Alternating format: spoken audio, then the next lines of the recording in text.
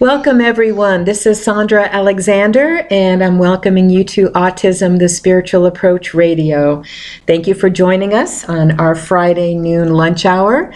And I want to immediately bring in our very special guest, Caroline Coleman. Caroline is a very, very dear, close friend of mine, even though we have never met in person. Caroline lives across the ocean from me. I'm in Denver, Colorado, and she is in Cornwall, England. So, Caroline, are you there? Yeah. Hi, Sandra. It's so nice to have you here to talk to me today, Caroline. I know that we're back and forth on Skype on a regular basis, and my connection and my relationship with you and Kyle is such a blessing. So can you just take a moment and tell the listeners who you are and tell them about you and your dear son, Kyle?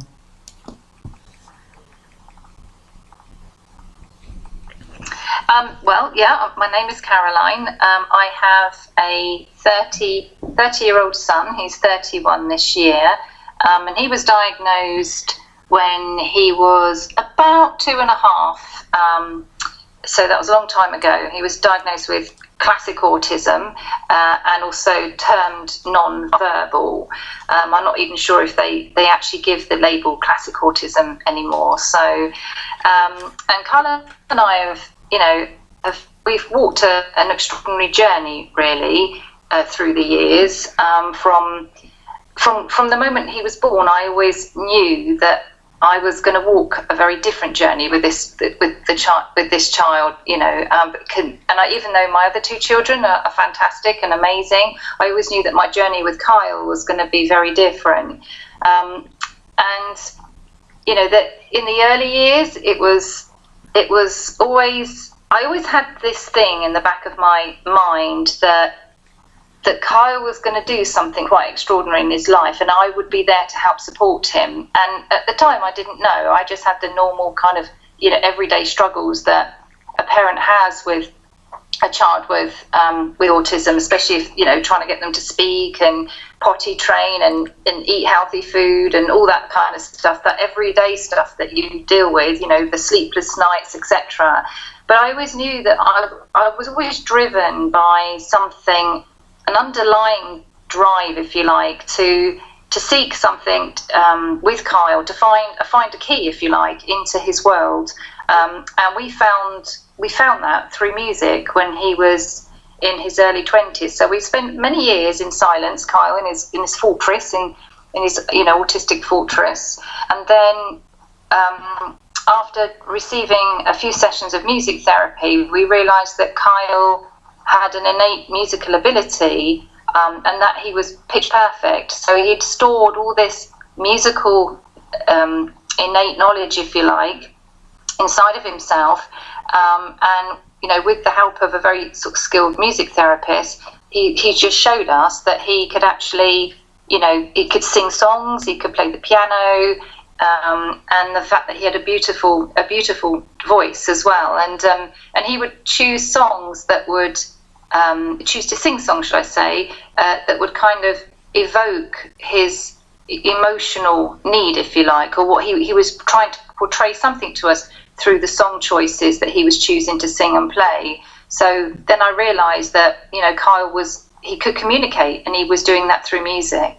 So let me just clarify then for those who are listening, so and make sure that I'm using the right verbiage here, Caroline, but so Kyle is and continues to be, for the most part, in his day-to-day life, nonverbal or limited verbally. However, in his song, Kyle can sing the lyrics in perfect pitch in order to express himself. Is that right? Yeah, but also what he does do, he chooses particular songs to sing that will portray the type of emotion or mood or feeling that he's trying to express. So he can't have a conversation like you and I are having. He's not got that comprehension of language to be able to do that. He can't syntax sentences in the way that perhaps we can. But for example, one day when we were going out, and I got him in the car, and I said, "Oh, Mum's forgotten her phone. I've got to go back and get my phone, Kyle." So I went back in the house, and I came back to the car, and he has this bag of CDs that he carries around with him, and he took out one and he put it on. He said, "CD," and I said, "Yes, you can put the CD on." And he put on a song called "I'm Tired of Waiting for You" by the Kings. So I remember that one, right? So tired, tired of waiting. Oh, that's perfect. So it was like, and you know what? I think he'd been doing it a fair few times, but I had just been missing it. I'd not been paying attention. But this one particular song was so in my face, it made me sort of go, "Oh," and like, "You're tired of waiting for me, Kyle. I'm really sorry. I'm sorry I forgot my phone." Because you know what? He lives in this silent world. He has to put up with me, organising his day, and he sits and he's so patient, whilst I'm on the phone, or I'm answering emails, or we've got to go and do the shopping, or, got to pick a parcel up from the post office, and all those everyday things. And he is so accommodating of all of that. And now and again, I think he saw that there was an opening, there was a way to be able to say to me, "I am listening, I do take note, Mum, I know all what's going on, but this is my way of telling you how I feel." So I started paying attention at that point where, I knew he had an interest in music, and the music therapist was, very, very, sort of intuitively bringing that out into being. But he was also taking it to another level where he was bringing that kind of, that connection he has with music into our everyday kind of way to communicate. So he would do this all the time. He would choose a song, or he would choose a film title also. The other day he chose a film title called The Quiet Man that had, I can't remember who it had. John Wayne, I think, who's in it. And I think he was telling me that he was in a quiet mood that day. So it's things like that he does, which now I take note of, and I never take them for granted. Like, "Oh, Kyle, I don't have time to do this," or "I don't have time to put this CD on." I always try to respond to everything that he shows me musically, or it expresses to me musically, because in there's a message. That's how it communicates. Well, and I love, how you're really emphasizing what in the 4-step spiritual approach we emphasize so much is most of the tools that we can pick and choose from in this autism spiritual approach really entails astute observation.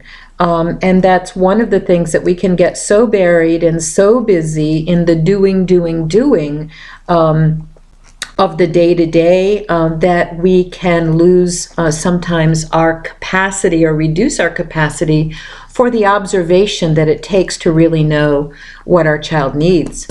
So what I would love to hear from you, Caroline, is, you and I connected because you found Autism Spiritual Approach on the internet. You found our website, and the more I started speaking with you, the more I realized that it wasn't really the approach that I came up with that you needed.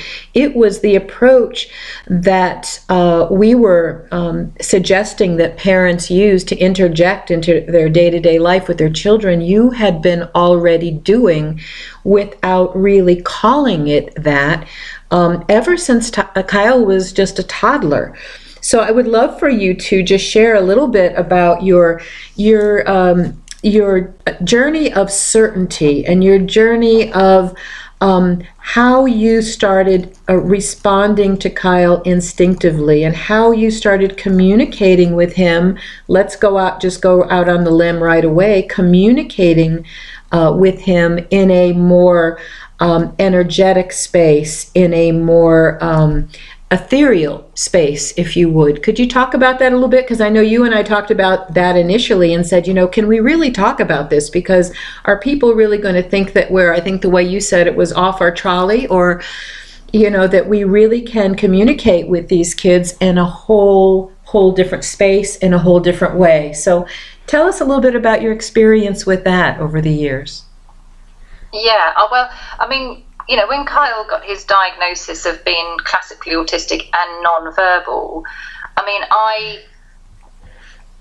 I think when you get that label, when a child's given that label, in a way, they give it to the parent as well, because you're in this non-verbal place. So not only does the child is termed non-verbal, but it all kind of makes you, the parent, non-verbal, because you already are identifying, I suppose, with the fact that your child is not going to speak, is not going to maybe learn language in the way that an ordinary, or can I say, an average child would learn language. So I automatically felt, as soon as the specialist said, your child is non-verbal, I felt I went into a non-verbal place myself, if that makes any sense. It makes perfect sense. Yes, I love it. It's a beautiful way to express it. Yes. And I think I'm only just realizing that as we're talking about it, when you were just talking a minute ago about, communication and can we go back a bit and just tell us a little bit about, how it was, how did you discover that you could kind of communicate in this kind of ethereal realm? Well, actually, it's a non-verbal place. And maybe that non-verbal place is a precursor to going into the ethereal realm. I'm not sure, I don't know. But all I know was that I felt, as soon as the specialist said your child is we're terming him non-verbal, I felt I was in that non-verbal place with Kyle. That's where I felt that I had to be, because I didn't know Kyle was ever going to speak. When he was 2.5 and this little toddler running around at 2.5, I couldn't see into the future. All I knew was that I had a child that was very different, that was very, he was majestic in lots of ways, Kyle, just by the way he would do things and interact with other people. He wasn't like it wasn't like my other two children. They were very vocal and gave me lots of eye contact. Kyle was just completely different. But I just felt I naturally went into this kind of field, if you like, with Kyle, and I would share this field with him, which was a place of non-verbal communication. And that field was made up of feelings, of instinct, of sort of primal knowing. It was made up of perhaps sensory information, all of that and more. And I don't even have the language to describe it, because I think when you go into that non-verbal place, language doesn't, it's not the first primary way to translate and to process anything. It's other things that do that. So that became my kind of, that non-verbal kind of intuitive place became my primary kind of way to communicate with Kyle. I kind of just felt what he needed, I didn't think what he needed, I was feeling what he needed. And it was almost like he could be in another room and I could still feel what he was doing. I could feel if he was, happy, or if he was tired, or if he was even going to try to get out of a window, because he was so agile as a child. He'd climb up on things and he would, get into small places. He would hide in cupboards and you'd think, God, where's Kyle gone? And he'd get under beds and all sorts. So I could almost map where he was physically and emotionally just by this feeling field that I went into, which was this non-verbal place, if that makes sense. Yes, and I mean that's beautiful. The way we describe it in the spiritual approach is we call that place over the bridge. And what we try to do, I know there's a lot of listeners right now, parents and educators who are thinking, okay, well, I want to have this intuitive nonverbal connection with a child that I care for, with a child that I want to support in being happy.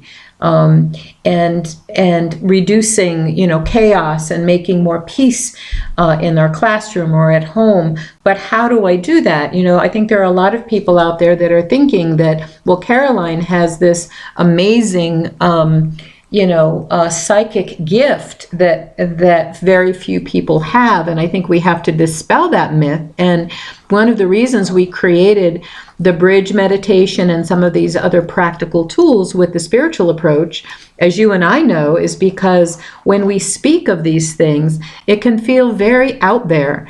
And when we have practical tools to get us into that nonverbal state, we can all get there. We just have to let go of our, doing, needing to fix something in the physical right away. I think it would help, Caroline, for the listeners, if you went back to the story you told me actually right before we started the show about before you found this nonverbal place with Kyle and the energy that you spent at first thinking that your responsibility was to try to get him to speak. Could you tell me about tell everyone about the orange juice, just as an example? Yeah, well, I mean, he was diagnosed, as I said, when he was nearly around about 2.5, and he was seeing a speech and language therapist, and he was seeing an educational psychologist and a psychiatrist, and I had all these people telling me all these different things I should try.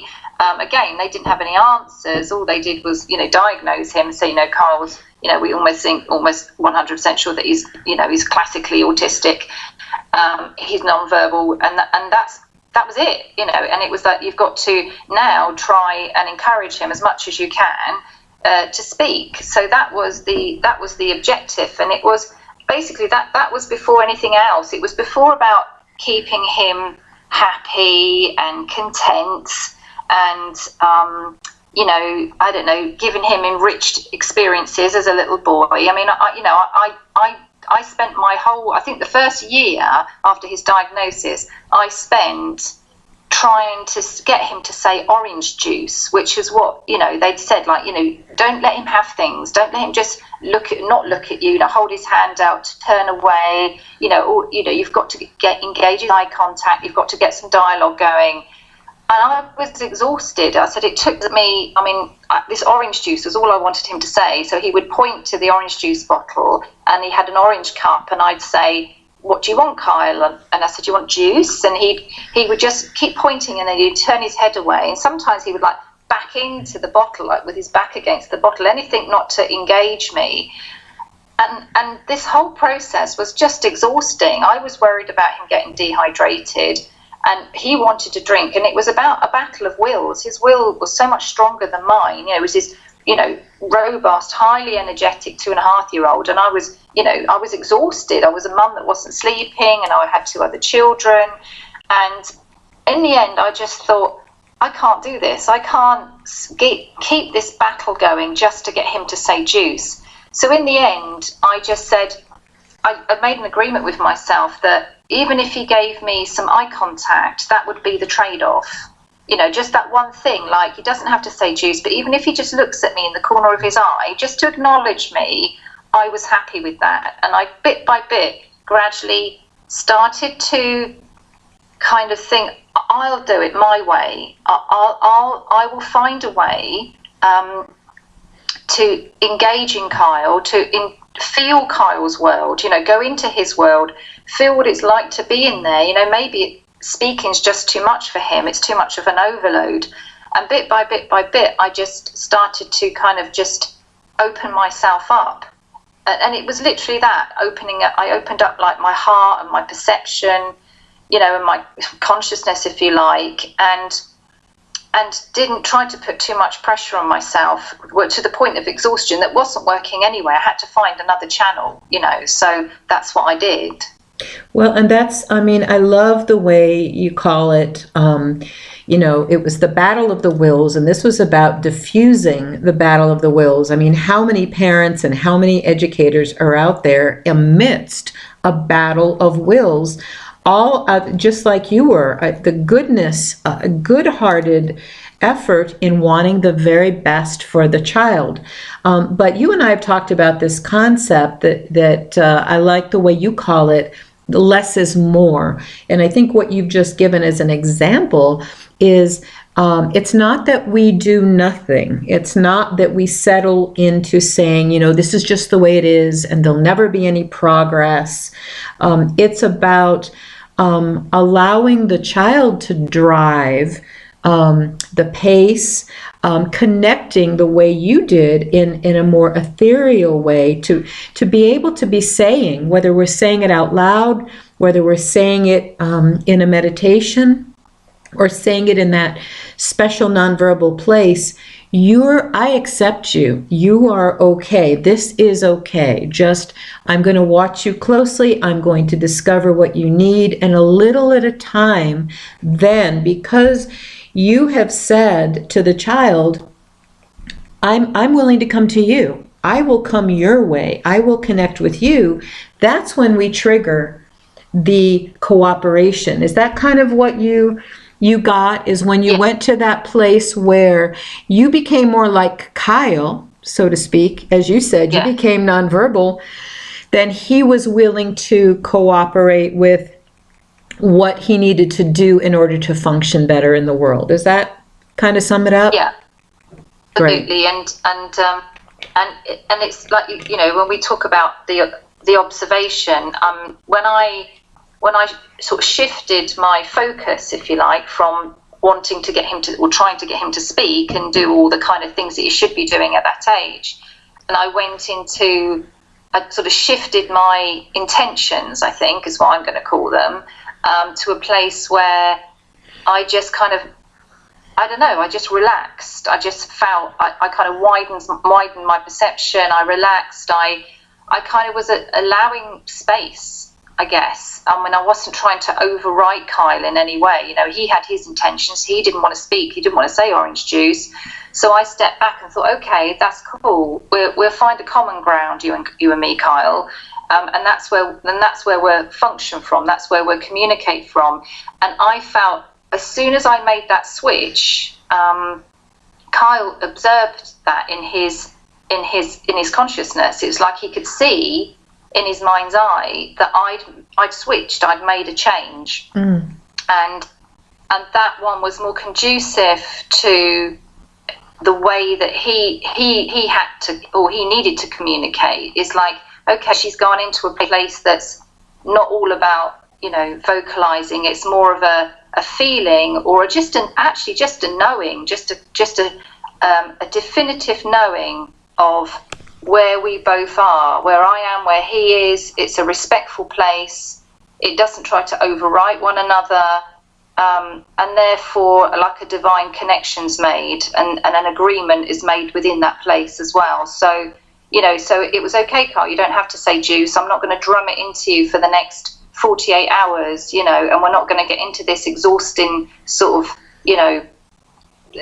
battle. I'm just going to accept you for who you are as a unique being, in a non-verbal place. But there is a trade-off, and that trade-off was, just a little bit of acknowledgement, just as I acknowledged him. And that's kind of, they were kind of like at the start of our golden rules, if you like, in the way that we sort of connect with one another.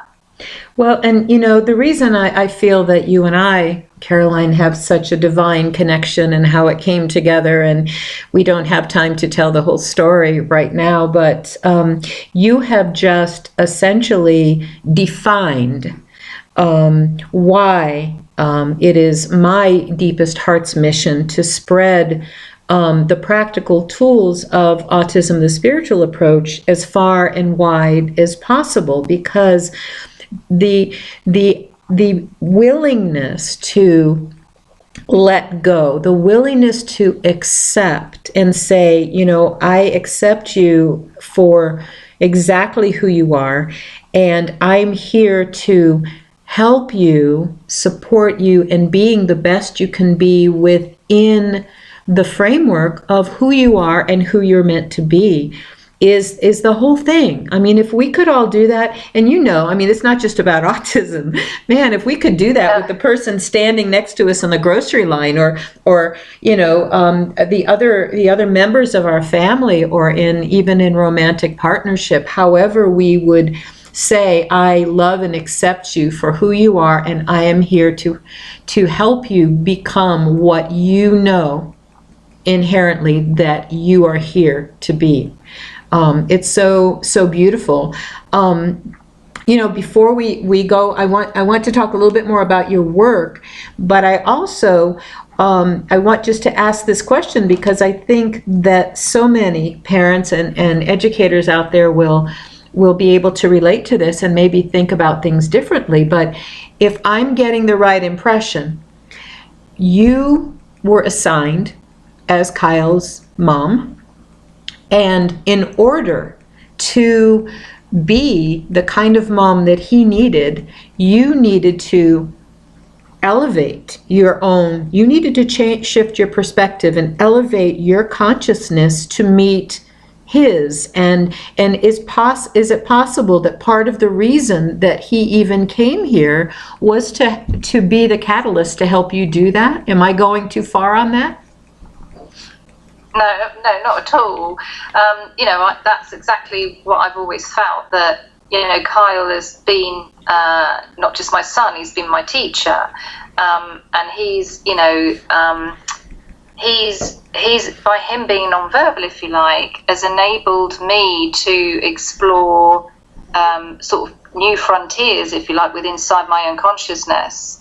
I think I've gone to places that perceptually that I thought I'd never be able to ever go to, because what he does is he raises the bar. Day in, day out, he raises the bar. I mean, no day's the same, and I never take it for granted just because I can connect with Kyle, if you like, energetically, telepathically, psychically. I never take that for granted, because he's light years beyond me in what he can do. He has razor sharp awareness. He's aware of all what's going on in the room all at the time, and that's with everybody. That's not just with me. He's so perceptive. He sees what other people are doing and what their intentions are, and he can be a mirror to that. So if people aren't coming from the best place, he'll mirror that back. Mm-hmm. So for me, he's taught me the art of impeccability. I have that to kind of, that's my mantra, if you like, is that I have to remain as impeccable as I can and not project anything towards Kyle that is not, that's my, if you like, my issues, if you like, or my undoings. Because he will project those back at me. So, every day I have to make sure that my intentions are for the highest of good, for the best that I can be as a mother. And I think that's I have felt I've evolved because of that. That's so beautiful. That is just so amazing. And for all of the listeners who are parents or who are educators, therapists, and who love a child living on the autism spectrum, I just want to say that that's why it was so important for us to come together. And I'm talking about me and you and parents and the children and those living with autism, to come together and come up with the practical steps, so that anyone out there that's thinking, okay, well, Caroline can do this, but where do I start? How do I begin? That the steps that we've put together are practical tools to get where you got intuitively. And so I'd love to encourage everyone to visit autismspiritualapproach.com and have some fun there, and there's lots of free ways to start the journey that you started 28 years ago.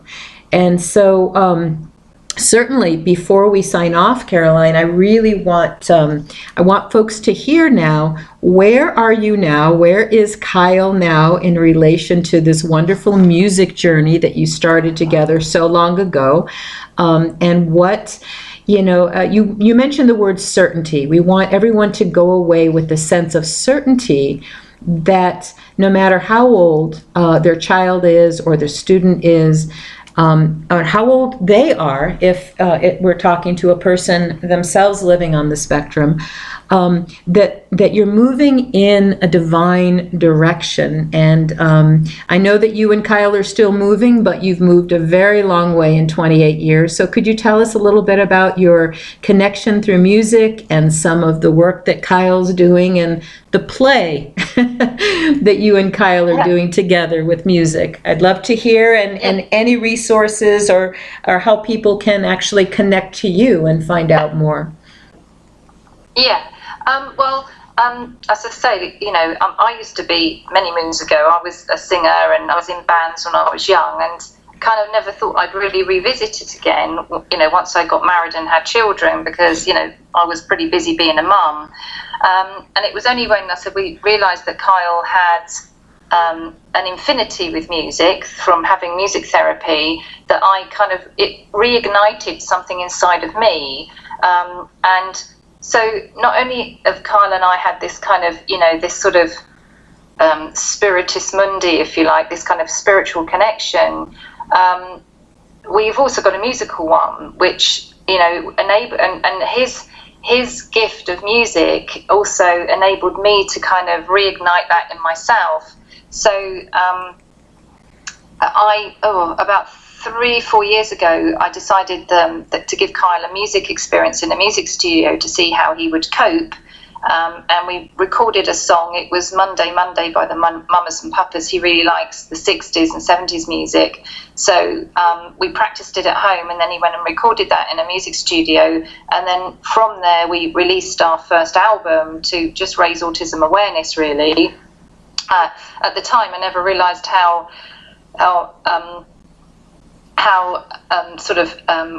widespread it would go. I just put a sort of an article in our local newspaper, and we live in Cornwall. It's not a largely populated place. It's right at the far west point of England. So I just went to the newspapers here and I just said, Carl's a local lad. We've just recorded this album to help raise autism awareness for World Autism Week. Would you put an article in the paper? So it went in the paper, and then from there it went to national news, and then it went to international news, and it came to America. And Kyle, people know about Kyle in America now, sort of thing. So I was like, gosh, I didn't realise that would have such an impact. And it's sort of, even though we're still very low key, I still write music for Kyle. And then we wrote another album which was all about our journey, if you like, through autism, and how music has enabled us to find a unified space that we can both share, in our own unique way. So I wrote 12 songs for an album titled Beyond the Syntax, which literally means that, to go beyond the syntax of language and enter the world of music. And I wrote song lyrics that kind of portrayed that, and obviously Carl sings on all the tracks. So, I mean, that was for me, it was kind of a bit of a healing process, I think. The whole process of writing songs was very cathartic,